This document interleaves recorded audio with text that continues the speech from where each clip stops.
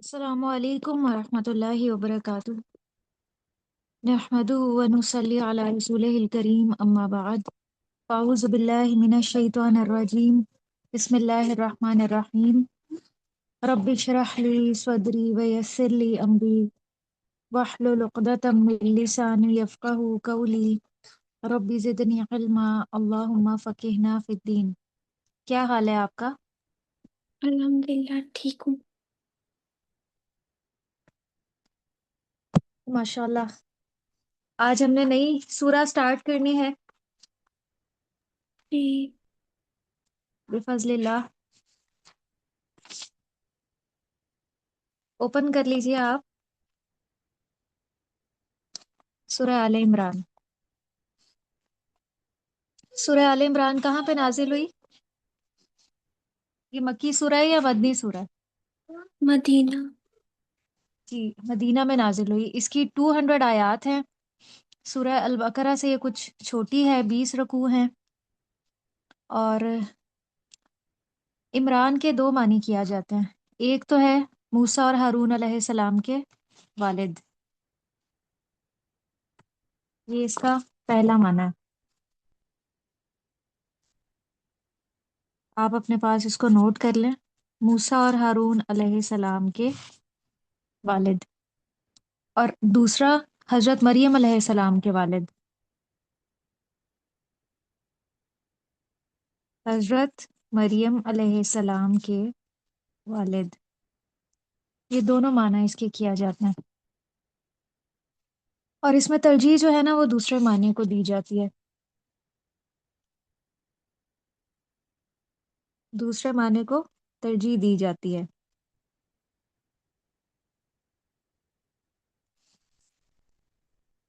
इस सूरत के कुछ और नाम भी हैं, जैसे अज़हरा, अल-कंज़ और अल-इस्तिग़ना। नबी सल्लल्लाहु अलैहि वसल्लम ने सूरह अल-बकरा और सूरह आले इमरान को क्या करार दिया था एक हदीस में? किन अल्फाज के साथ? दो जगमगाने वाली सूरतें। दो जगमगाने वाली सूरतें की अरबी क्या होगी?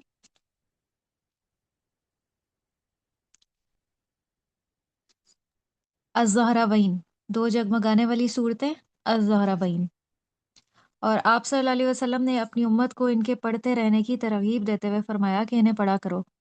क़यामत के दिन वो इस हाल में आएंगी जैसे दो बादल या दो साहिबान या परिंदों के दो झुंड है, और वो अपने पढ़ने वालों की तरफ से अल्लाह से उसकी मग़फ़िरत के लिए झगड़ा करेंगी।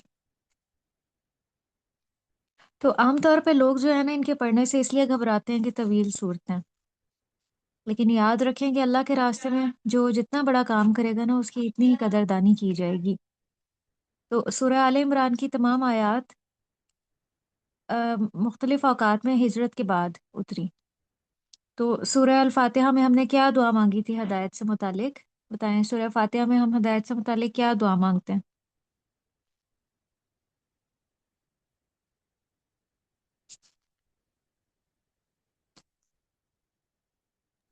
क्या दुआ मांगते हैं सूरह अल फातिहा में हम? कि अल्लाह हमें हदायत का रास्ता दिखा। तो कैसे हम मांगते हैं?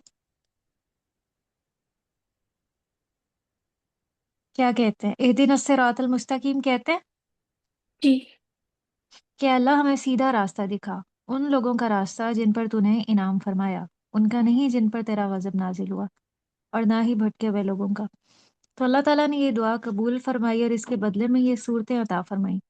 सूरह अल बकरा में था कि ज़ालिकल किताबु ला रैब फीही हुदल लिल मुत्तकीन। ये किताब जिसमें कोई शक नहीं है, मुत्तकी लोगों की हदायत के लिए है। और फिर उनकी सिफात बताई गई। इसके बाद उन लोगों का जिक्र किया गया जो हदायत से महरूम रहते हैं, और उनमें से भी ख़ास तौर पे मगज़ूबी अलैहिम यानी यहूद का जिक्र किया गया। और सूरह अल बकरा में यहूद पर अल्लाह के इनामात, उनकी अहद शिकनियों का जिक्र था, उनके अकायद का तफसीली जिक्र था। इसके बरक्स सूरह आले इमरान में वलज़्ज़ालिन यानी जो नसारा का ग्रोह है ना, ईसाई, उनके अकायद वगैरह का जिक्र है। इसके शान नज़ूल में ये बात आती है कि इसके इब्तदाई हिस्से से जो 83 आयतें हैं वो عیسائیوں کے وفد نجران کے بارے میں نازل ہوئی ہیں، اور اس کی تفصیل کچھ یوں ہے کہ نجران جو ہے وہ عرب کے جنوب مشرق میں ایک جگہ کا نام ہے۔ تو 9 ہجری میں ہجرت کے 9ویں سال نجران سے عیسائیوں کا ایک وفد آیا۔ صحابہ کرام کہتے ہیں کہ ان جیسا شان و شوکت والا کوئی گروہ نہیں آیا تھا، یعنی بہت وہ شان و شوکت والے تھے۔ تو ان کی نماز کا وقت آیا تو وہ آپ صلی اللہ علیہ وسلم کی اجازت سے انہوں نے مشرق کی طرف منہ کر کے مسجد نبوی میں اپنے ہی طریقے پر عبادت کی۔ پھر جب یہ آپ سے بات کر چکے تو آپ صلی اللہ علیہ وسلم نے فرمایا کہ تم مسلمان ہو جاؤ۔ تو انہوں نے کہا کہ ہم تو پہلے ہی ماننے والے ہیں، یعنی اللہ کو۔ فرمایا نہیں، تمہیں چاہیے کہ اسلام قبول کر لو۔ تو وہ کہنے لگے کہ ہم تو آپ سے پہلے ہی مسلمان ہیں۔ فرمایا تمہارا یہ اسلام قبول نہیں ہے، اس لیے کہ تم اللہ کی اولاد مانتے ہو، یعنی حضرت عیسیٰ علیہ السلام کو اللہ کا بیٹا کہتے ہو، تو یہ چھوڑ دو۔ صلیب کی پوجا کرتے ہو، خنزیر کھاتے ہو۔ تو پھر اس صورت میں جو ہے وہ اللہ تعالیٰ کی توحید کا بیان ہے، اور عیسائیوں کے جو عقائد باطلہ ہیں ان کا ذکر ہے، اس کی تردید کی گئی ہے۔ سورہ البقرہ کی طرح اس صورت کا آغاز بھی حروف مقطعات سے ہو رہا ہے۔ جو حروف مقطعات ہیں اس کی تلاوت تو کی جاتی ہے، لیکن ان حروف کا معنی جو ہے وہ صرف اللہ سبحانہ و تعالیٰ کے علم میں ہے، اس کا معنی کوئی بھی نہیں جانتا۔ تو اللہ لا الہ الا ہو، نہیں کوئی الہ مگر وہی جو زندہ ہے، القیوم جو قائم ہے۔ چونکہ عیسائی جو ہیں وہ 3 خداؤں کو مانتے تھے، تو یہاں پہ بتا دیا گیا کہ نہیں، وہ تو ایک ہی الہ ہے۔ الہ کا جو روٹ ہے نا جس سے مل کے یہ بنا ہے، اگر ہم غور کریں تو الہ میں آپ کو کون سے 3 حروف نظر آ رہے ہیں؟ وہی اس کا روٹ ہے جس سے مل کے یہ بنا ہے۔ الہ پہ آپ غور کریں، آپ کو الف کون سے حروف؟ لام اور ہا۔ وہ الف جس کے اوپر کوئی حرکت ہو اس کو پھر ہم الف نہیں کہتے، اس کو ہم حمزہ کہتے ہیں۔ اس الف کے نیچے زیر ہے نا، تو یہ حمزہ ہے۔ لیکن جو لفظ جلالہ اللہ کا الف ہے وہ الف ہے، کیونکہ اس کے اوپر کوئی حرکت نہیں ہے۔ تو جس الف پہ حرکت آ جائے، چاہے وہ زیر ہو، زبر ہو، پیش ہو یا ساکن ہو، وہ پھر حمزہ کہلائے گا۔ تو اس میں ہمیں 3 حروف نظر آ رہے ہیں، حمزہ، لام اور ہا، یہی اس کا روٹ ہے۔ الہ اسی سے یہ مل کے بنا ہے۔ تو اس کا معنی ہوتا ہے حیران کرنا، حیران کرنا۔ گویا ایسی ہستی یا ایسی ذات جس کے ایسے اور ایسے کام ہیں یا ایسی قدرت ہے کہ انسان کو حیران کر دیتا ہے۔ تو جتنا جتنا انسان اس کی تخلیق میں غور و فکر کرتا ہے اتنی ہی اس کی حیرانی بڑھتی جاتی ہے۔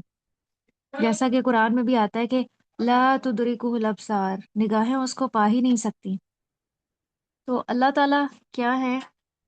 الہ ہے۔ لا الہ الا ہو، یہ وہ جملہ ہے جس کا میسج دنیا میں آنے والے ہر نبی نے دیا ہے، اور یہ وہ بات ہے جس کو لے کر 1,24,000 پیغمبر دنیا میں تشریف لائے، یا یہ وہ سبق ہے جو ہر آنے والے نے دیا۔ لیکن افسوس کہ لوگوں نے سب سے زیادہ اسی پہلے بنیادی سبق کو بھلا دیا، اس میں وہ خطا کھا گئے، اس میں ان سے بھول ہو گئی۔ تو جب بنیاد ٹیڑھی رکھ دی جائے تو اس پر جو عمارت بنتی ہے نا زندگی کی، وہ پھر کبھی درست نہیں ہو سکتی۔ الحی القیوم، وہ زندہ ہے، قائم قائم ہے، خود بھی قائم ہے اور قائم رکھنے والا بھی ہے۔ یہ صرف اس کے سوا اور کسی میں نہیں۔ تو اللہ کا حقیقی جو تعارف ہے نا وہ خود ہی کروا سکتا ہے۔ اس نے اپنے بارے میں ہمیں بتایا کہ وہ ہمیشہ سے زندہ ہے اور ہمیشہ زندہ رہے گا۔ تو اے گروہ نصارہ، تم جس کو خدا مانتے ہو نا، یعنی حضرت عیسیٰ علیہ السلام کو، وہ ہمیشہ سے نہیں تھے، اور تم خود ہی کہتے ہو کہ وہ صلیب پر چڑھ گئے، تو گویا انہیں موت بھی آئی۔ اگرچہ ان کا یہ عقیدہ بھی درست نہیں ہے کہ وہ صلیب پہ چڑھ گئے تھے، کیونکہ انہیں تو اللہ سبحانہ و تعالیٰ نے زندہ اپنے پاس اٹھا لیا تھا، لیکن انہی کی بات میں ان کو سمجھانا مقصود ہے کہ وہ تو ہمیشہ زندہ نہیں رہ سکے۔ اس کے برعکس جو اصل مالک ہے، جو اصل الہ ہے، وہ زندہ ہے، القیوم قائم رکھنے والا ہے، قائم ہے، دوسروں کو بھی قائم رکھے ہوئے ہے۔ اور حضرت عیسیٰ علیہ السلام دوسروں کے محتاج تھے ہر معاملے میں، وہ اپنے انتظامات بھی خود نہیں سنبھال سکتے تھے۔ تو الہ جو ہے نا، الہ برحق کی ہی عبادت ہونی چاہیے۔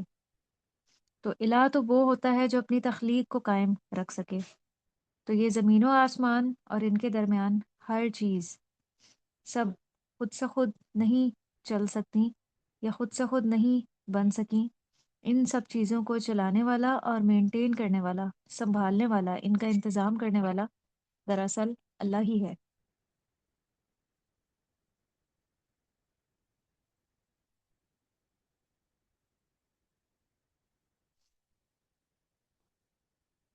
نزلہ علیک الکتابہ، اس نے نازل کی، اس نے کس نے؟ اللہ تعالیٰ نے۔ یہاں نزلہ میں جو ہوا کی ضمیر ہے وہ اللہ تعالیٰ کی طرف جاری ہے، علیہ کا آپ پر، کا کی ضمیر جو ہے اس میں اشارہ آپ صلی اللہ علیہ وسلم کی طرف ہے، الکتابہ کتاب۔ تو اس نے آپ صلی اللہ علیہ وسلم کو رسول بنا کر بھیجا اور کتاب سے نوازا، بالحق کی، ساتھ حق کے، مصدق کن تصدیق کرنے والی ہے، لما واسطے اس کے جو بینہ یدئی ہی اس کے سامنے ہے، یعنی اس سے پہلے ہے۔ تو آپ صلی اللہ علیہ وسلم پہ تو قرآن نازل ہوا، الکتابہ سے مراد قرآن ہے۔ اور آپ سے پہلے جو نازل ہوئی وہ کون کون سی کتابیں تھیں، اس کا یہاں پہ بھی آیت میں ذکر آ رہا ہے۔ آیت کا اینڈ دیکھیں، کن دو کتابوں پہ ہو رہا ہے؟ تورات اور انجیل۔ ہاں، تورات اور انجیل۔ تو بینہ یدئی میں قرآن اشارہ ہے تورات اور انجیل کی طرف جو آپ سے پہلے اتاری گئی۔ قرآن میں ان دو کتابوں کی بھی تصدیق ہے۔ تو قرآن ان دو کتابوں کی سچائی پر بھی دلالت کرتا ہے کہ یہ کتابیں بھی نازل ہوئی تھی۔ قرآن نے پچھلی کتابوں کی تردید نہیں کی بلکہ ان کو سچا کہا ہے، اور اسی الہ نے یعنی اللہ تعالیٰ نے تورات اور انجیل نازل کی۔ تو الکتاب سے مراد قرآن ہے۔ قرآن کے لیے لفظ نزلہ بولا گیا ہے، جبکہ تورات کے لیے جو ہے نا وہ انزلہ نازل ورڈ استعمال ہوا ہے۔ تو دونوں میں فرق ہے۔ نزلہ کا مطلب ہوتا ہے آہستہ آہستہ، تھوڑا تھوڑا کر کے اتارنا۔ تو قرآن کیا ایک ہی دفعہ میں اتارا گیا؟ بتائیں۔ نہیں، نہیں، اسی لیے یہاں پہ نزلہ کا ورڈ استعمال ہوا ہے۔ نزلہ کے اندر یہی مفہوم ہوتا ہے، مطلب اس کا بھی اتارنا ہی ہوتا ہے لیکن آہستہ آہستہ، تھوڑا تھوڑا کر کے اتارنا۔ آپ اس کے اوپر نوٹ کر لیں، نزلہ کا معنی ہوتا ہے آہستہ آہستہ کر کے، تھوڑا تھوڑا کر کے اتارنا۔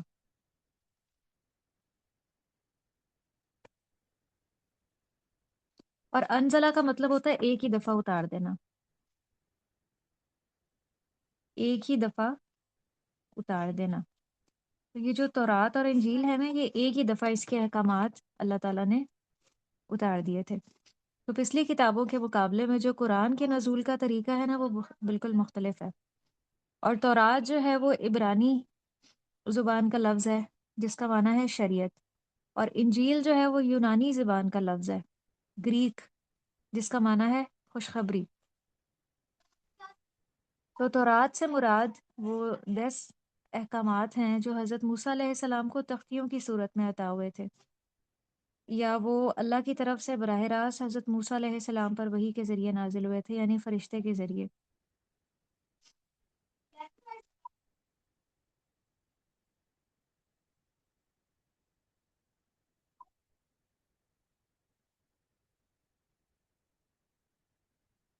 تو لیکن اب ان کتابوں میں جو ہے نا وہ تبدیلی ہو چکی ہے۔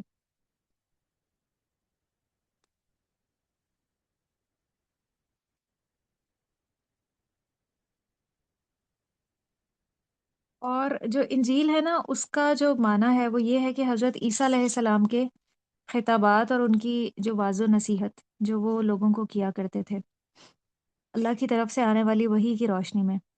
اور انجیل جو ہے نا وہ آپ کے آسمان پر اٹھائے جانے کے صدیوں بعد آپ کے حواریوں نے اپنے طور پہ مرتب کی تھی، اس لیے اس میں شدید اختلافات پائے جاتے ہیں۔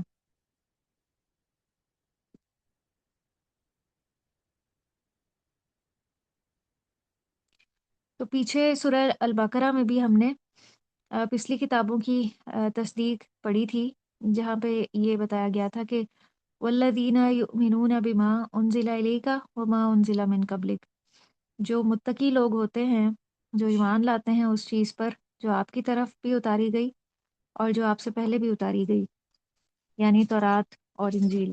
اور اس سے مراد وہ دیگر پیغمبروں کے صحیفے بھی ہیں جو کچھ اور پیغمبروں پہ نازل کیے گئے تھے۔ تو ان کتابوں پر ایمان لانے کا مطلب یہ ہے کہ واقعی اللہ تعالیٰ نے جو گزشتہ پیغمبر گزرے ہیں، پہلے پیغمبر، ان پہ یہ کتابیں نازل کی تھیں۔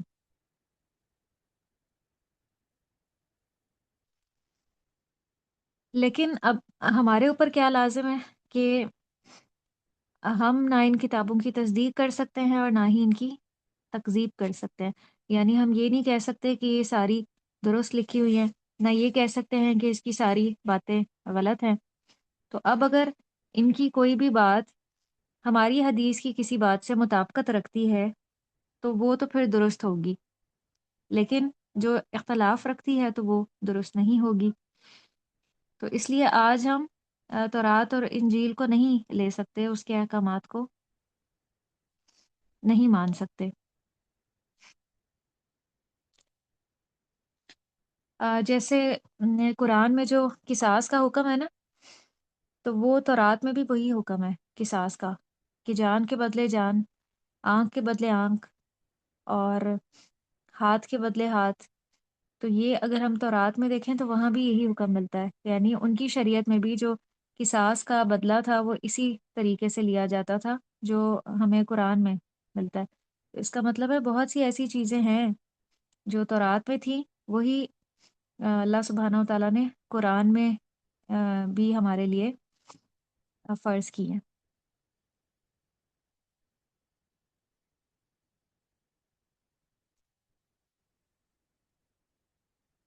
آیت نمبر 4 دیکھیں، من قبلو، اس سے پہلے، ہدن، ہدایت ہے، للناسی، لوگوں کے لیے، وانزلہ، اور اس نے نازل کیا، الفرقان، فرقان۔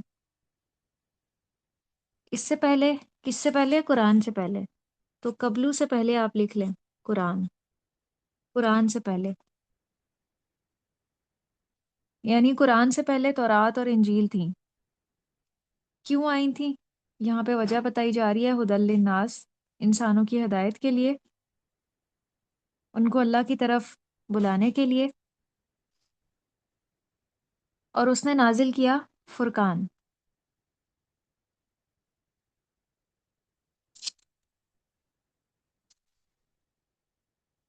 فرقان سے مراد یہاں پہ قرآن ہے، یعنی اب ہم ہدایت کے لیے صرف قرآن ہی کی طرف رجوع کریں گے۔ قرآن ہمیں بتاتا ہے کہ جھوٹ کیا ہے، سچ کیا ہے، درست کیا ہے، غلط کیا ہے، حق کیا ہے، باطل کیا ہے، ناحق کیا ہے۔ ان الذین کفروا، بے شک وہ لوگ جنہوں نے کفر کیا، اب وہ لوگ جو قرآن کا انکار کرتے ہیں، بھی آیات اللہ، سات آیات کے اللہ کی، یعنی جو قرآن کو مانتے ہی نہیں، اس پر ایمان ہی نہیں لاتے، لہم عذاب شدید، ان کے لیے بہت ہی سخت یا شدید عذاب ہے، واللہ، اور اللہ، عزیز غالب ہے، ذو انتقام، انتقام لینے والا ہے۔ تو یہاں پہ ایک پیغام نصیحت اللہ تعالیٰ دے رہے ہیں کہ اس سچی کتاب قرآن کے آنے کے بعد اس کو ماننے میں دیر نہ لگاؤ، ورنہ اللہ کی طرف سے پکڑ ہو جائے گی۔ ان اللہ، بے شک اللہ تعالیٰ، لا یخفا، نہیں پوشیدہ، علیہ، اس پر، شیئن، کوئی بھی چیز، اللہ سے کوئی چیز چھپی بھی نہیں ہے، فی الارضی، زمین میں، ولا فی السماء، اور نہ ہی آسمان میں، کچھ بھی اللہ سے چھپا ہوا نہیں۔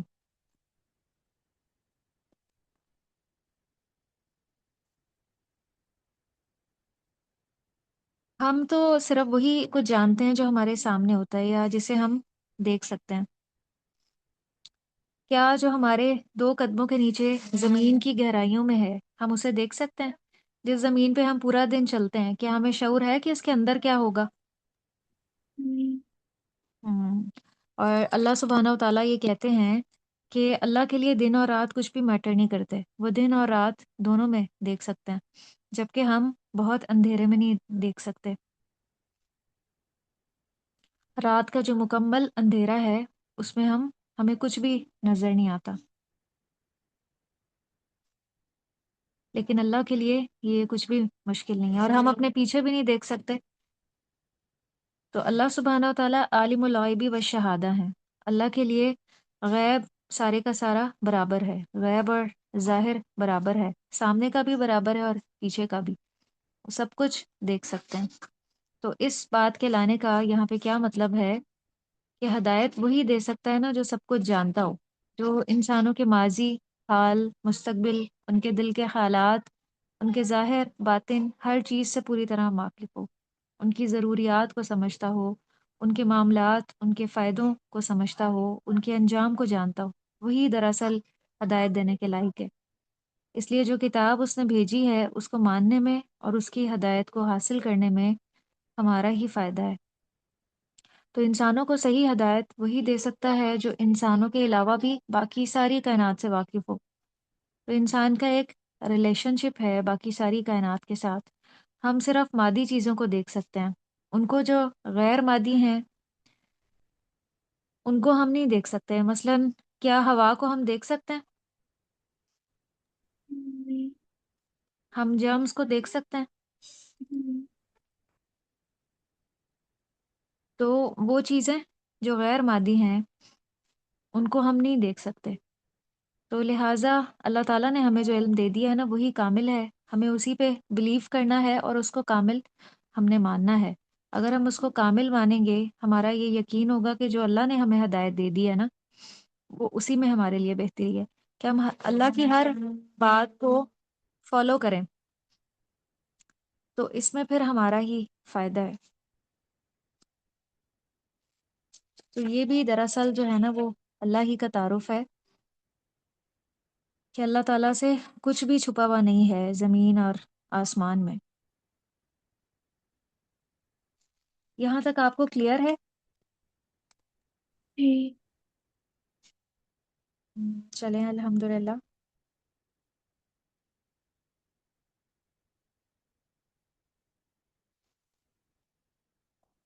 آج انشاءاللہ ہم ایک بک سٹارٹ کریں گے. میں اس کا PDF آپ کے ساتھ شیئر کروں گی انشاءاللہ.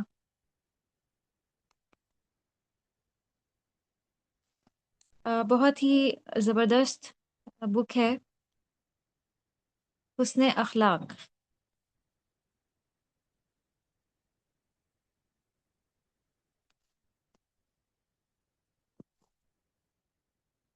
اچھا اور عمدہ اخلاق ہمیں اچھا لگتا ہے نا، جی۔ اور ہمیں یہی اخلاق جو ہے نا وہ اپنے اندر اپنانا ہے. اس کے لیے ہمیں کوشش کے ساتھ اللہ تعالیٰ سے دعا بھی کرنی ہے. اور ایک دعا نبی صلی اللہ علیہ وسلم نے ہمیں اس کے لیے سکھائی بھی ہے. آپ جب آئینہ دیکھتے ہوتے تھے تو آپ یہ دعا مانگا کرتے تھے کہ اللہم کما حسنت خلقی فحسن خلقی. اے اللہ جس طرح آپ نے میری صورت اچھی بنائی ہے نا اسی طرح میرا اخلاق بھی اچھا بنائے. تو آئینہ دیکھتے ہوئے ہمیں یہ دعا پڑھنی چاہیے. تو اس سے یہ پتہ چلتا ہے کہ اچھا اخلاق جو ہے وہ دعا سے حاصل کیا جا سکتا ہے. اخلاق جو ہے اس کا اگر ہم روٹ دیکھیں تو آپ کو اس کے اندر کون سے 3 حروف نظر آ رہے ہیں کہ جس سے مل کے یہ بنا ہے؟ جی غور کریں. وہ اسکرین شیئر پاز ہو گئی ہے، آ نہیں رہا۔ کچھ بھی نظر نہیں آ رہا. نہیں۔ ٹائٹل پیج نظر آ رہا جی ہے حسن اب اخلاق؟ ٹھیک ہے۔ جی جی۔ اور پہلے نہیں نظر آ رہا تھا؟ نہیں اب صرف کور پیج نظر آ رہا ہے، پہلے وہ بھی نہیں اور آ پھر رہا تھا۔ اچھا 1 منٹ ویٹ کی.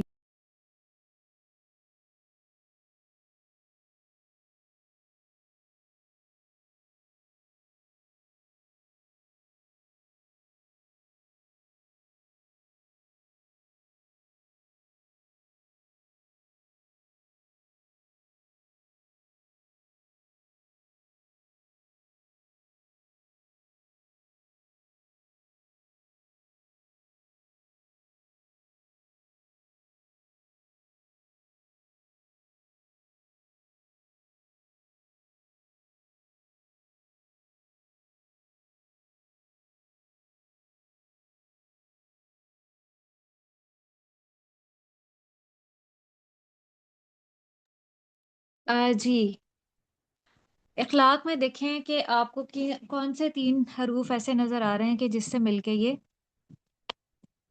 بنا ہے، وہی اس کا روٹ ہے۔ لام قاف ہاں جی، اور ہمزہ۔ جی، خ، لام اور کاف نہیں، 3 روٹ جو ہے نا وہ 3 حروف پہ مبنی ہوتا ہے، 3 پہ بیسڈ ہوتا ہے۔ تو اگر ہم اس کو خلق پڑھیں نا تو اس کا معنی ہوگا پیدا کرنا، صورت بنانا، اور اگر ہم اس کو خلق پڑھیں تو اس سے مراد ہوگا عادت یا خصلت۔ تو ہم نے اس کو خلق پڑھنا ہے۔ خلق کا مطلب ہوتا ہے عادت اور ظاہری شکل و صورت۔ انسان کی وہ عادات اور انسان کا مزاج جو مسلسل ایک کام کے بعد پختہ ہو جاتا ہے، وہی دراصل اس کی عادت یا اس کا اخلاق بنتا ہے۔ تو دنیا میں جتنے بھی لوگ ہیں سب اچھے اخلاق کو پسند کرتے ہیں،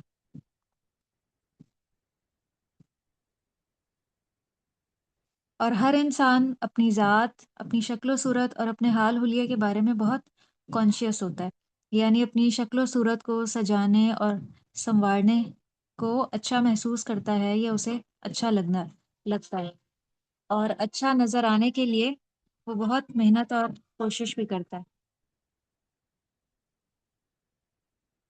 اور اس کے لیے اس محنت اور کوشش میں وہ اپنا مال بھی اسپینڈ کرتا ہے۔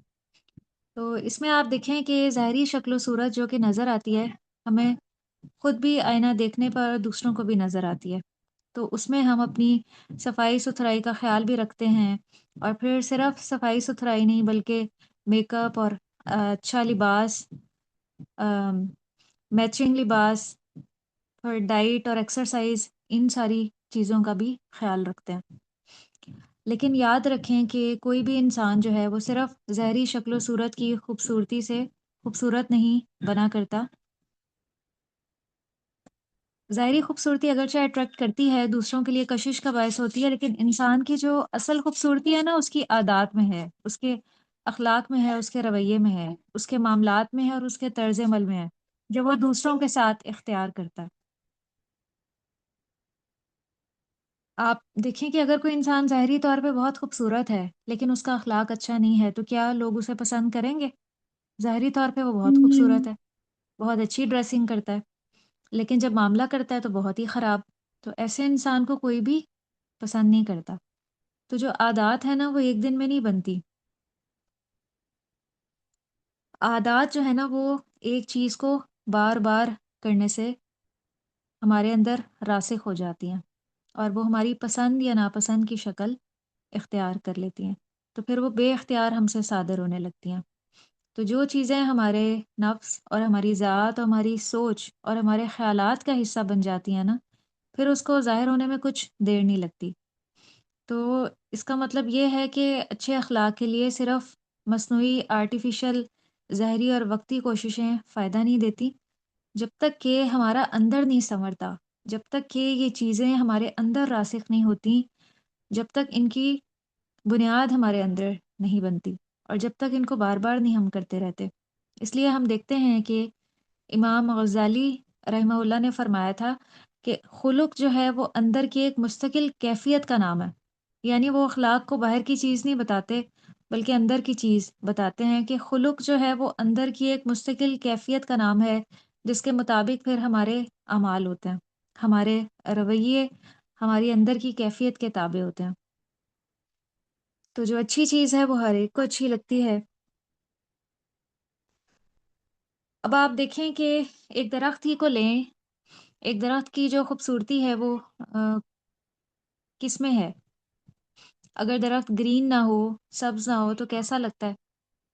موسم بہار میں کیسا لگتا ہے اور موسم خزاں میں کیسا لگتا ہے؟ بتائیں کس موسم میں زیادہ اچھا لگتا ہے؟ موسم بہار میں۔ موسم بہار میں اچھا لگتا ہے، حالانکہ وہی درخت موسم خزاں میں جو ہے وہ اٹریکٹیو نہیں ہوتا، اس کی طرف کوئی بھی نظر نہیں کرتا۔ بالکل اسی طرح ایک پھول کی خوبصورتی جو ہے صرف اس کے رنگ میں نہیں ہوتی بلکہ اس کی خوشبو میں ہوتی ہے۔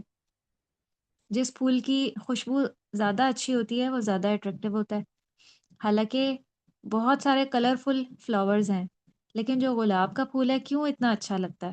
کبھی آپ نے غور کیا ہے کیوں اس کو لوگ زیادہ پسند کرتے ہیں اور زیادہ کثرت سے خریدتے ہیں؟ اس کی خوشبو، اس کے ہاں اپیرنس. ہاں، اس کی خوشبو، اس کی اپیرنس باقی سارے پھولوں کی نسبت زیادہ اچھی ہوتی ہے، اسی لیے لوگ اس کو زیادہ خریدتے بھی ہیں اور زیادہ استعمال بھی کرتے ہیں۔ اسی طرح پانی جو ہے، پانی کی بھی خوبصورتی اس کی روانی میں ہے، لیکن جب وہ آئس بن کے سڑکوں پہ پھسلنے کا ذریعہ بن جائے تو پھر وہ آ، خوبصورتی کا سبب نہیں رہتا۔ لیکن سمندر کا جو پانی ہے اور دریا کا بہتا ہوا پانی، آبشاروں کا پانی، وہ بہت ہی خوبصورت معلوم ہوتا ہے۔ اسی طرح انسان جو ہے، انسانیت کا جو اعلیٰ ترین درجہ ہے نا، وہ اس کے اچھے اخلاق میں ہے۔ جس کا اخلاق اچھا ہوتا ہے لوگ کبھی بھی اس سے نہیں اکتاتے، لوگ کبھی بھی اس کے پاس بیٹھنے سے نہیں تھکتے، بلکہ کھنچ کھنچ کر اس کی طرف چلے جاتے ہیں۔ ہم دیکھتے ہیں کہ اللہ کے نبی صلی اللہ علیہ وسلم جو اخلاق کے اعلیٰ ترین مرتبے پر تھے، آپ کا کیا حال تھا، لوگوں کا آپ کے ساتھ کیا معاملہ تھا، دوست و دوست دشمن بھی آپ کی طرف کھنچتے چلے جاتے تھے، آپ کی طرف مائل ہوتے تھے، آپ کے قریب آتے تھے، آپ سے دور نہیں بھاگتے تھے۔ تو ہمیں ایسا انسان بننا ہے کہ جو اللہ کا محبوب بھی ہو اور بندوں کا محبوب بھی ہو، اور جو بندوں کے لیے اپنے اندر ایک کشش رکھتا ہو، یہ نہیں کہ اسے دیکھتے ہی لوگ بھاگ نکلیں۔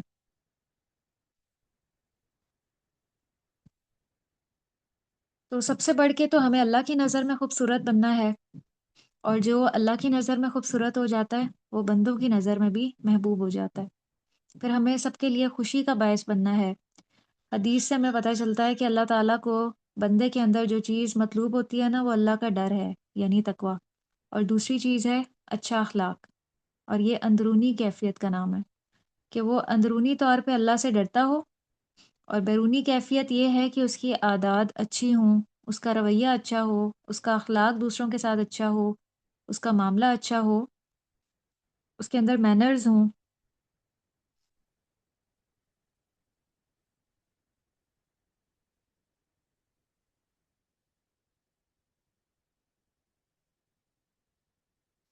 جی، تو ایک بندہ مومن کے اندر جو ہے نا، بہت سی کوالٹیز ہونی چاہیے۔ اس کے اندر عاجزی ہونی چاہیے، انکساری ہونی چاہیے، اور ان تمام چیزوں کا انشاءاللہ ہم اس بک میں جائزہ لیں گے۔ اور نبی صلی اللہ علیہ وسلم کی ذات میں یہ ساری کوالٹیز یکجا تھیں، اسی لیے قرآن میں آپ کے بارے میں فرمایا گیا وَإِنَّكَ لَعَلَىٰ خُلُقٍ عظیم، اور بے شک آپ عظیم اخلاق پہ ہیں۔ سورہ قلم کی یہ آیت تھی کہ بے شک اللہ کے نبی صلی اللہ علیہ وسلم اخلاق کے بلند مرتبے پر فائز ہیں۔ نبی کریم صلی اللہ علیہ وسلم دنیا میں سب سے بلند اور اعلیٰ ترین اخلاق کے مالک تھے، لہٰذا اگر کوئی شخص یہ چاہتا ہو کہ اس کا اخلاق اچھا ہو جائے تو اس کے لیے ضروری ہے کہ وہ آپ کی پیروی کرے، آپ کے اسوہ حسنہ کو دیکھے، اس کو فالو کرے، آپ کے طریقے کے مطابق اپنی زندگی گزارے۔ اور قرآن میں ایک اور جگہ بتایا گیا ہے، آپ کے اخلاق کی ایک اور کیفیت بتائی گئی ہے کہ فَبِمَا رَحْمَةٍ مِّنَ اللَّهِ لِنْتَ لَهُمْ وَلَوْ كُنْتَ فَظًّا غَلِيظَ الْقَلْبِ لَانفَضُّوا مِنْ حَوْلِكَ، کہ آپ اللہ کی عظیم رحمت سے مسلمانوں کے لیے نرم دل واقع ہوئے ہیں، اور اگر آپ سخت دل ہوتے، سخت مزاج ہوتے، تو لوگ آپ کے گرد و پیش کے جو لوگ ہیں وہ سب بھاگ جاتے۔ تو اس سے یہ بات پتہ چلتی ہے کہ بہترین اخلاق جو ہے، انسان کا کردار اور اس کی شخصیت ایسی ہو کہ لوگ اس کی طرف کھنچتے چلے جائیں، ایسا نہ ہو کہ خوفزدہ ہو کے بھاگ نکلیں۔ آپ نے زید بن حارثہ کا نام سنا ہے؟ یہ زید بن نام محمد سنا. یا زید بن محمد یا زید بن حارثہ، آپ کو پتہ ہے یہ کون تھے؟ اسلامیت کی بکس میں اکثر ان کا نام ملتا ہے، زید بن محمد، زید بن حارثہ۔ یہ نبی صلی اللہ علیہ وسلم کے کیا لگتے تھے؟ نبی کریم صلی اللہ علیہ وسلم نے ان کو یعنی کہ پالا ہوا تھا. اور وہ آپ کے کیا کہلاتے تھے؟ جی، آپ کے منہ بولے بیٹے کہلاتے تھے۔ जी। ज़ैद बिन मोहम्मद, जिन्हें बाद में ज़ैद बिन हारिसा कहा जाने लगा। जब अल्लाह ताला ने ये आयत नाज़िल की थी ना कि मुँह बोले बेटों को उनके बापों के नाम से पुकारो, तो फिर वो ज़ैद बिन हारिसा कहलाए जाने लगे। उनकी वालिदा का नाम सौदा था और जब वो 8 साल के थे ना, तो उस वक़्त उनकी माँ उनको लेकर अपने मेके चली गईं और वहाँ उन पर एक और कबीले ने हमला किया और जो कुछ उनके पास था, वो सब लूट कर ले गए और उनमें हज़रत ज़ैद भी थे। इसके बाद उन्होंने उन्हें उकास के मेले में जाके बेच दिया। हकीम बिन हुज़ाम ने उन्हें खरीद लिया, जो खदीजा रज़ियल्लाहु अन्हा के भतीजे थे और वो उस बच्चे को लेकर मक्का आए और गुलाम की हैसियत से अपनी फूफी को तोहफ़े में दे दिया। तो जब हज़रत खदीजा रज़ियल्लाहु अन्हा का निकाह नबी सल्लल्लाहु अलैहि वसल्लम से हुआ, तो उन्होंने हज़रत ज़ैद को आपको हिबा कर दिया, यानी तोहफ़े में दे दिया। उस वक़्त हज़रत ज़ैद की उम्र जो है वो 15 साल थी। तो जब हज़रत ज़ैद के बाप को पता चला कि हमारा बेटा मक्का में है और फलाँ घराने के पास है, तो वो अपने भाई के साथ मक्का आए और आकर नबी सल्लल्लाहु अलैहि वसल्लम से मिले और कहा कि आप जो फ़िदया लेना चाहें ले लें, हमारा बच्चा हमें वापस कर दें। और आप अंदाज़ा करें कि अपने बच्चे के लिए कोई शख़्स कितना हरीस हो सकता है कि उसको जितने पैसे भी देने पड़े, वो उसके लिए दे दे। आपने फरमाया आप सल्लल्लाहु अलैहि वसल्लम ने फरमाया कि मुझे कोई फ़िदया नहीं चाहिए। आप बच्चे से बात कर लें, अगर बच्चा साथ जाना चाहे, आप उसे ले जाएँ। तो आपने ज़ैद रज़ियल्लाहु अन्हु को बुलाया और कहा, "तुम उन्हें पहचानते हो?" उन्होंने कहा, "हाँ, ये मेरे बाप हैं, ये मेरे चचा हैं।" क्योंकि 8 साल का बच्चा जो है ना, वो सब कुछ जानता होता है। आपने फरमाया, "ये लोग तुम्हें ले जाना चाहते हैं। अगर तुम चाहो तो अपने घर वापस जा सकते हो, अपने वालिद और चचा के साथ।" तो ज़ैद रज़ियल्लाहु अन्हु ने जवाब दिया, मैं आपको छोड़कर कहीं नहीं जाऊँगा, किसी दूसरी जगह। ये सुनकर बाप और चचा बड़े नाराज़ हुए और उन्होंने बुरा-भला भी कहा कि तुम आज़ादी को छोड़कर गुलामी पसंद कर रहे हो, अपनों को छोड़कर गैरों के पास रहना चाहते हो। तो ज़ैद रज़ियल्लाहु अन्हु ने कहा कि मैंने मोहम्मद सल्लल्लाहु अलैहि वसल्लम के अंदर जो खूबियाँ देखी हैं, मैंने आपके अंदर वो खूबियाँ नहीं देखी और उनके बाद मैं उन पर किसी और को तरजीह नहीं दे सकता, हत्ता कि अपने बाप और चचा को भी नहीं दे सकता। तो मैं मोहम्मद सल्लल्लाहु अलैहि वसल्लम के पास ही रहूँगा। तो इस पर आप सल्लल्लाहु अलैहि वसल्लम ने उनको आज़ाद करके अपना मुँह बोला बेटा बना लिया और ये वाक़या जो है ना वो नबूवत से पहले का है।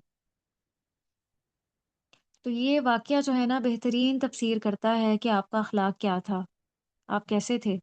जो एक अजनबी के लिए अपने माँ-बाप से भी ज़्यादा अज़ीज़ थे, वो क्या रवैया होगा, वो क्या अख़लाक़ होगा, वो क्या तरीक़ा होगा, जिसकी वजह से वो आपको छोड़कर कहीं नहीं जाना चाहते थे। आज अगर हम अपने बच्चों से पूछें कि वो हमारे साथ कितना रहना चाहते हैं, वो हमारे बारे में क्या सोचते हैं, हमारे बारे में क्या कहते हैं, या हम उनकी नज़र में कैसे हैं,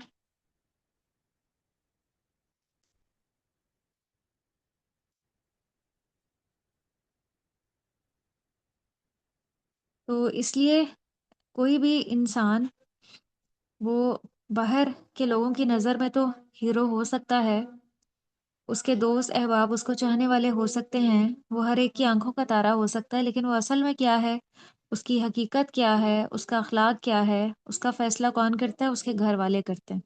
उसके करीब तरीन लोग, जैसे बच्चे हैं, शौहर है या माँ-बाप हैं, वो जो है ना इंसान उनकी नज़र में क्या मुक़ाम रखता है, वही इंसान का असल इख़लाक़ है। तो अल्लाह सुब्हानहू तआला ने जो है माँ-बाप और बच्चों के दरमियान जो है ना वो एक अजीबो-गरीब मोहब्बत रखी है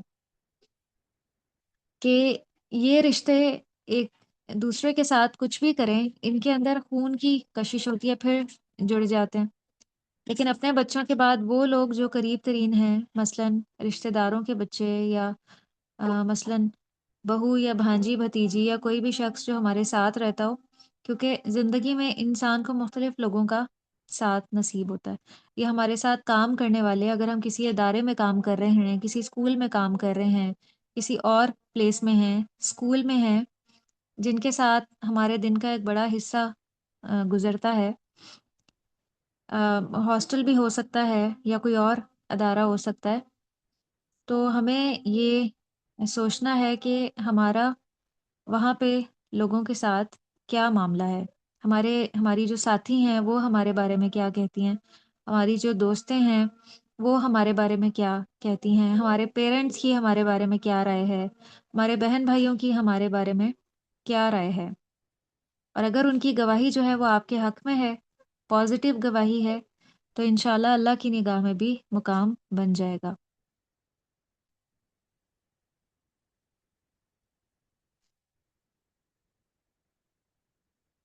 तो इसलिए ये हमारा एक टेस्ट है कि हम अपने करीब तरीन लोगों के साथ कैसे हैं। क्योंकि यहाँ हमने जो आयत पढ़ी उसमें नबी सल्लल्लाहु अलैहि वसल्लम की क्या खूबी बताई गई थी? आपका मिज़ाज कैसा था? आपका दिल कैसा था? आप सल्लल्लाहु अलैहि वसल्लम बहुत खुश अखलाक थे। नरम दिल के हाँ, मालिक थे, नरम दिल सॉफ्ट के दिल बाद। नहीं थे।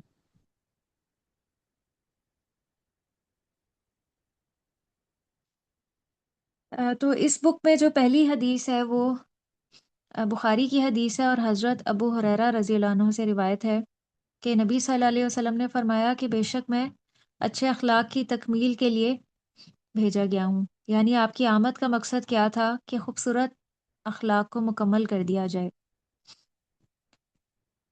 अच्छा अखलाक, आला अखलाक और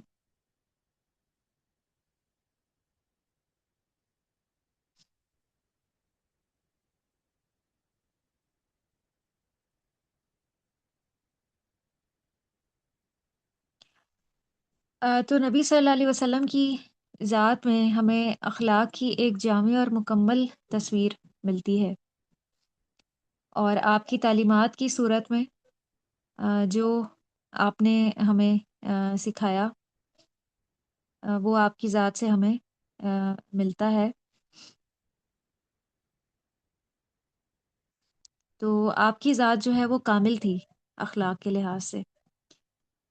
आप देखें कि अगर हमें कोई बहुत अच्छी और खूबसूरत सी तस्वीर मिले, कोई पेंटिंग मिले, लेकिन अगर वो आधी अधूरी हो, तो वो कैसी लगती है?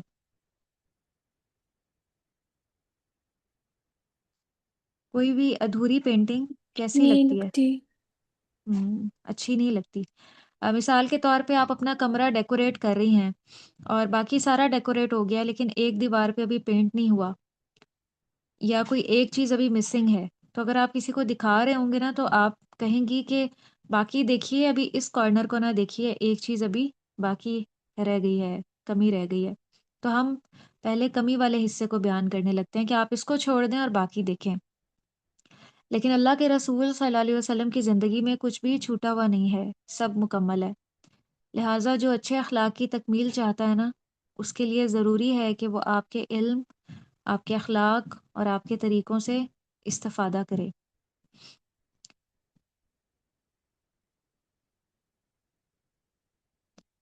और नबी सल्लल्लाहु अलैहि वसल्लम ने अपने बाद अपना जो बेहतरीन अखलाकी नमूना है वो सहाबा कराम में छोड़ा और आपने उनकी भी अखलाक की तरबियत की और वो आपकी ही के ही तरबियत याफ्ता हैं। इंसान जो है ना वो अपने बाद किससे पहचाना जाता है?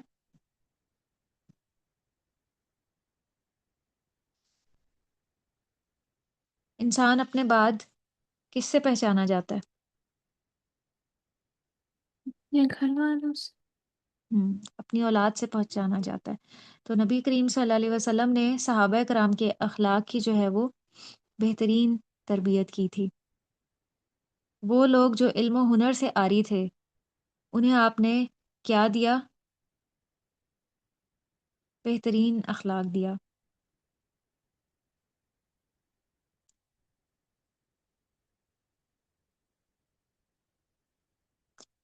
तो इस हदीस में इसके रावी हैं हज़रत अबू हुरैरा रज़ियल्लाहु अन्हु। ये आपकी जो है वो कुनियत थी। आपका जो असल नाम था वो अब्दुर्रहमान था और आपकी इस कुनियत की वजह ये थी कि बचपन में आप बिल्ली से बहुत खेलते थे। तो उनके साथी उनको अबू हुरैरा यानी बिल्लियों के बाप कहना शुरू हो गए प्यार से। تو نبی کریم صلی اللہ علیہ وسلم بھی ان کو کبھی کبھی پیار سے ابو ہریرہ کہتے تھے، اسی وجہ سے ان کا یہ نام ابو ہریرہ پڑ گیا، اور ان کو بھی اپنے لیے یہی نام پسند تھا۔ ابو ہریرہ کے نام سے ہی آپ مشہور ہوئے۔ آپ کا تعلق جو ہے وہ دوس کے قبیلے سے تھا۔ یمن میں ہجرت کے 6 سال بعد تک وہ اپنے قبیلے میں ہی رہے، آپ کے پاس نہیں آ سکے۔ پھر آپ کی قوم کا قبیلہ جب آپ کے پاس آیا تو اس وقت میں پھر آپ بھی آئے اور پھر واپس نہیں گئے، اور اپنے آپ کو نبی صلی اللہ علیہ وسلم کی خدمت کے لیے انہوں نے وقف کر دیا، اور ہر وقت دن رات مسجد میں آپ صلی اللہ علیہ وسلم کے ساتھ رہتے تھے۔ انہیں اصحاب صفا بھی کہا جاتا ہے۔ ہم نے قرآن میں اصحاب صفا کے بارے میں پڑھا تھا نا، جہاں پہ صدقے کی بات ہوئی تھی کہ اللہ تعالیٰ نے منع کیا تھا کہ خراب اور ردی چیز صدقے میں نہ دو، تو ان کے لیے جو ہے آ، جو دیگر صحابہ کرام تھے جن کے بڑے بڑے باغ تھے، وہ کھجوروں کے خوشے لٹکا جاتے تھے اور یہ اسی پہ گزارا کرتے تھے۔ آپ کو یاد آیا اصحاب صفا کے بارے میں؟ جی ان میں حضرت ابو ہریرہ بھی شامل تھے، اور جب تک نبی صلی اللہ علیہ وسلم زندہ رہے حضرت ابو ہریرہ نے شادی نہیں کی۔ آپ کے ساتھ آپ کی بوڑھی والدہ بھی تھیں، اور والدہ نے جو ہے نا اسلام قبول نہیں کیا تھا، اور وہ حضرت ابو ہریرہ کو بھی بار بار اسی پہ اکساتی تھی کہ تم واپس اپنے دین میں آ جاؤ، یعنی بہت ناراض ہوتی تھی آپ سے۔ ایک روز تو اتنا زیادہ ان کی والدہ نے ان کو برا بھلا کہا کہ وہ روتے ہوئے آپ صلی اللہ علیہ وسلم کی خدمت میں پہنچے اور آپ سے عرض کیا کہ اے اللہ کے رسول، میری والدہ اسلام کے بارے میں اور آپ کے بارے میں بہت بری بری باتیں کرتی ہیں، آپ ان کے لیے دعا کریں۔ تو آپ صلی اللہ علیہ وسلم نے ان کی والدہ کے لیے دعا کی، اور حضرت ابو ہریرہ آپ کی مجلس سے اٹھ کر جب گھر واپس گئے تو پتہ چلا کہ والدہ غسل کر رہی ہیں، اور انہوں نے اس کے بعد کلمہ پڑھ کے مسلمان ہو گئی۔ تو حضرت ابو ہریرہ رضی اللہ عنہ اسی وقت الٹے پاؤں واپس پہنچے اور آپ صلی اللہ علیہ وسلم کو خوشخبری دی، اور خوشی کے جذبات کی وجہ سے آپ کی آنکھوں سے آنسو جاری تھے۔ اور حضرت ابو ہریرہ جو ہیں وہ نبی صلی اللہ علیہ وسلم کو بے حد چاہتے تھے، آپ سے بہت محبت کرتے تھے، آپ سے کسی بھی وقت الگ نہیں ہوتے تھے، مسلسل آپ سے علم سیکھتے تھے، اور وہ اکثر نبی صلی اللہ علیہ وسلم کے بارے میں فرماتے تھے کہ میں نے آپ سے بڑھ کر کوئی بھی حسین چہرے والا نہیں دیکھا۔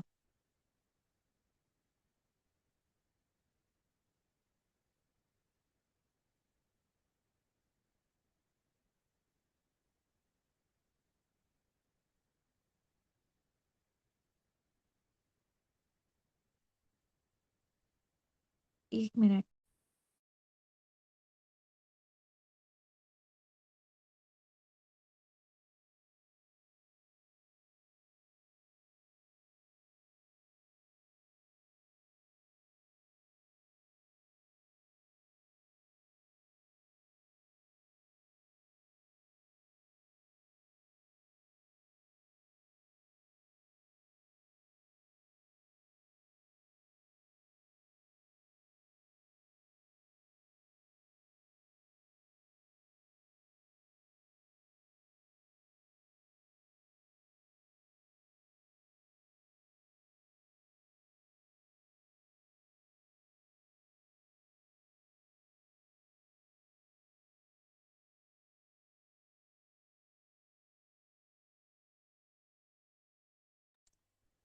جی، تو حضرت ابو ہریرہ جو ہے نا، وہ اکثر یہ الفاظ بولا کرتے تھے کہ سب تعریفیں جو ہے وہ اللہ کے لیے ہیں جس نے ابو ہریرہ کو اسلام قبول کرنے کی توفیق دی۔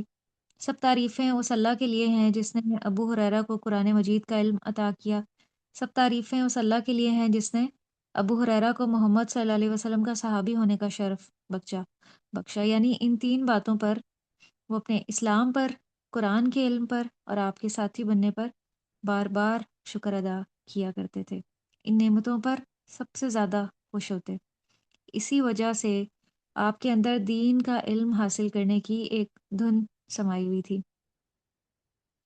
بیان کرتے ہیں کہ ایک بار حضرت زید بن ثابت بیان کرتے ہیں کہ میں ابو ہریرہ رضی اللہ عنہ اور ہمارے ایک اور ساتھی۔ بہت ہی دلچسپ واقعہ ہے کہ ہم نبی صلی اللہ علیہ وسلم کے پاس بیٹھ کر دعائیں کر رہے تھے، یعنی تینوں ساتھی بیٹھے ہوئے تھے، باتیں کرتے کرتے دعا مانگنے لگے۔ اچانک نبی کریم صلی اللہ علیہ وسلم تشریف لے آئے اور وہ بھی ہمارے پاس بیٹھ گئے، ان کے پاس۔ تو یہ کہنے لگے کہ ہم خاموش ہو گئے، یعنی آپ کے ادب کی وجہ سے۔ تو نبی صلی اللہ علیہ وسلم نے فرمایا کہ اپنا کام جاری رکھو جو کر رہے تھے۔ تو حضرت ابو ہریرہ رضی اللہ عنہ پہلے اپنے دونوں ساتھیوں سے کہتے ہیں کہ اچھا مانگو جو دعائیں مانگ رہے تھے۔ تو ان دونوں نے جو ہے نا جو دعا مانگنی تھی وہ مانگ لی۔ تو تیسری باری جو ہے نا وہ حضرت ابو ہریرہ کی تھی۔ جب آپ کی باری آئی تو کہنے لگے کہ اے اللہ، میں تجھ سے وہی مانگتا ہوں جو میرے ان دو ساتھیوں نے مانگا ہے، اور اس سے زائد یہ مانگتا ہوں کہ مجھے ایسا علم دے جو مجھے کبھی نہ بھولے۔ یعنی جو انہوں نے مانگا میری بھی وہی دعا ہے، لیکن اس سے زائد یہ کہ مجھے ایسا علم عطا کر جو کبھی نہ بھولے۔ تو اس پر نبی کریم صلی اللہ علیہ وسلم نے آمین کہا۔ تو اس سے بھی آپ کا جو علم سیکھنے کا شوق اور جذبہ ہے وہ ہمیں پتہ چلتا ہے۔ حضرت ابو ہریرہ رضی اللہ عنہ نے علم کے راستے میں اور اپنے اس مقصد کے حصول میں بہت زیادہ تکلیفیں بھی اٹھائی ہیں، بہت بھوک اور پیاس بھی برداشت کی ہے۔ اور وہ اپنا ایک واقعہ بتاتے ہیں کہ بسا اوقات بھوک کی وجہ سے وہ اپنے پیٹ پہ پتھر بھی باندھ لیتے تھے۔ اور وہ ذکر کرتے ہیں کہ ایک بار اس طرح سے ہوا کہ ان کے پاس کھانے کے لیے کچھ بھی نہیں تھا اور وہ بھوک سے بہت ہی بےتاب تھے۔ تو انہوں نے کہا کہ میں کسی صحابی رسول سے کچھ پوچھتا ہوں، ہو سکتا ہے ان کو میری کیفیت دیکھ کے اندازہ ہو جائے نا۔ تو وہ کہتے ہیں کہ اتنے میں حضرت ابو بکر صدیق وہاں سے گزرے۔ میں نے ان سے قرآن کی ایک آیت کا مطلب پوچھا تو وہ بتا کے چل دیے، یعنی انہوں نے میری طرف صحیح طرح سے نہیں دیکھا، انہیں پتہ نہیں چلا کہ میں کیا چاہتا ہوں۔ حضرت عمر رضی اللہ عنہ گزرے، ان سے بھی میں نے کچھ پوچھا، وہ بھی بتا کے چلے گئے۔ اتنے میں آپ صلی اللہ علیہ وسلم جب وہاں پہ آئے، میں نے ان سے بھی کچھ پوچھا تو انہوں نے میری کیفیت کو پہچان لیا، یعنی انہیں پتہ چل گیا کہ مجھے بھوک لگی ہوئی ہے۔ تو وہ کہنے لگے کہ میرے ساتھ چلو۔ تو وہ کہتے ہیں کہ جب ہم گھر میں داخل ہوئے تو وہاں پہ دودھ کا صرف ایک پیالہ تھا۔ تو نبی صلی اللہ علیہ وسلم نے مجھے کہا کہ جاؤ اور اصحاب صفا کو بھی بلا لاؤ۔ تو کہتے میں پریشان ہو گیا کہ ایک پیالہ سب کا کیا بنے گا اس سے، میں تو خود اتنا بھوکا ہوں۔ خیر میں سب کو بلا لایا، پھر آپ نے مجھے کہا کہ سب کو پلاؤ۔ کہتے میں نے سب کو اسے ایک پیالے سے پلایا، اور پھر اس کے بعد نبی صلی اللہ علیہ وسلم نے مجھے کہا کہ تم بھی اس سے پیو۔ میں نے اس سے پیٹ بھر کے پیا۔ پھر اس کے بعد آپ نے فرمایا اور پیو، تو میں نے اور پیا، یہاں تک کہ بالکل میں اس سے سیر ہو گیا۔ اور پھر اس کے بعد نبی صلی اللہ علیہ وسلم نے اسی پیالے سے خود بھی پیا۔ تو حضرت ابو ہریرہ بیان کرتے ہیں اس کے بعد مجھے اندازہ ہوا کہ نبی صلی اللہ علیہ وسلم کی دی ہوئی چیز میں کتنی برکت ہو سکتی ہے۔ تو بہرحال حضرت ابو ہریرہ نبی کریم صلی اللہ علیہ وسلم کی زندگی میں تو اسی حال میں رہے، لیکن جب حضرت عمر رضی اللہ عنہ کا دور آیا تو اس وقت ہر طرف اسلامی فتوحات تھیں اور مسلمان جو ہیں بہت خوشحال ہو گئے۔ تو حضرت ابو ہریرہ نے پھر اس کے بعد جو ہے وہ شادی کر لی اور ان کے حالات جو ہیں وہ بہت اچھے ہو گئے۔ تو یہ ہے علم کی وہ دولت جو انسان کو ہر چیز سے بڑا مقام دیتی ہے۔ تو مال و دولت کی حیثیت جو ہے وہ اتنی نہیں ہے، وہ تو آنے جانے والی چیز ہے۔ اصل چیز جو ہے نا وہ انسان کا علم ہے، اس کا کردار ہے، اس کا اخلاق ہے۔ اور حضرت ابو ہریرہ ایک وقت میں گورنر بھی بنائے گئے، لیکن پھر بھی انہوں نے کیا ہے، مال و دولت کے آنے کے بعد بھی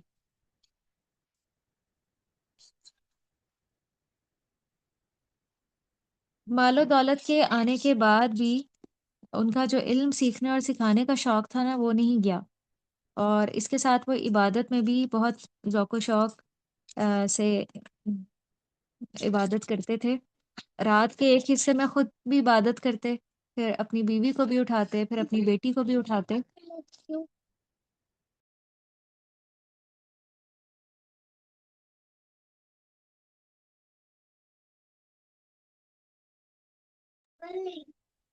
تو یہ تو ان کا اپنی فیملی کے ساتھ تعلق تھا کہ انہوں نے جو علم سیکھا تھا یا جو ان کا عمل تھا وہ اپنی فیملی کو بھی ساتھ اس میں شامل رکھتے تھے، اور ان کا اپنی والدہ کے ساتھ بہت اچھا طرز عمل تھا۔ وہی والدہ جنہوں نے اسلام کے راستے میں ان کے لیے بہت ہرڈلز کریٹ کی تھی، تو ان کے ساتھ جو ہے وہ ان کا معاملہ بہت ہی اچھا تھا۔ وہ اپنی والدہ کے بہت فرما بردار اور خدمت گزار تھے، اور ان کا معمول تھا کہ جب بھی وہ گھر سے باہر جاتے نا تو اپنی ماں کے دروازے پہ آ کر کھڑے ہو جاتے، انہیں سلام کرتے، ان کی والدہ جواب دیتی، تو وہ کہتے کہ آپ پر اسی طرح سے نوازشات ہوں، اللہ کی رحمتیں ہوں اور برکتیں ہوں، جس طرح آپ نے بچپن میں مجھے پالا اور میری پرورش کی۔ تو وہ بھی آگے سے جواب میں کہتی کہ تم پہ بھی اللہ کی رحمتیں ہوں، جس طرح تم میری خدمت کر رہے ہو، اور پھر اس کے بعد وہ اپنے گھر سے نکلتے۔ یہ ان کا معمول تھا۔ تو ہم میں سے کتنے لوگ ہیں جو اپنے پیرنٹس کے اس طرح سے قدردان ہیں؟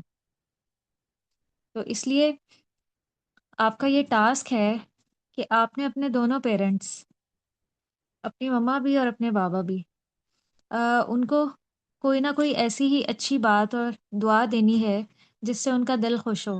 ٹھیک ہے؟ یہ آپ کا ٹاسک ہے۔ سمجھ آ رہا ہے آپ کو؟